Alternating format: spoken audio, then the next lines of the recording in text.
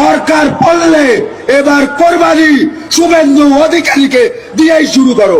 চলেন আপনারে আজ নিয়ে যাই আমাদের গ্রামের কুরবানির কিছু মুহূর্ত দেখার জন্য।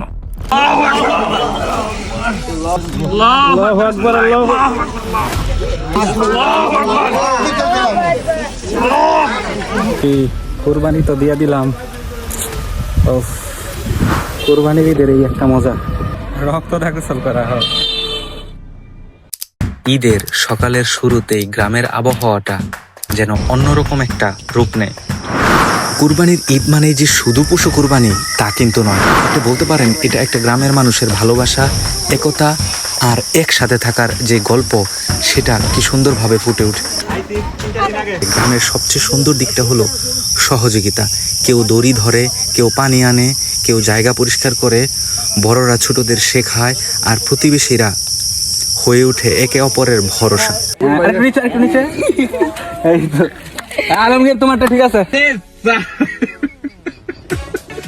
কুরবানির মাঠেও আসলে নারী পুরুষ থেকে শুরু করে সবাই মিলেমিশে সাহায্য করার চেষ্টা করে। দেখতে তো পাচ্ছেন মহিলা টিম নিয়ে আমরা বিশাল একটা টিম বানিয়ে দিয়েছি।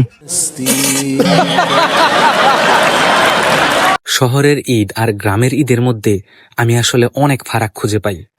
গ্রামের কুরবানির ঈদের এই একতা আর আন্তরিকতা সত্যিই অন্যরকম। কিন্তু উঠতেছে কোনো জিরন দিত না অনেক কুমড়া বলে কি মনে নাই।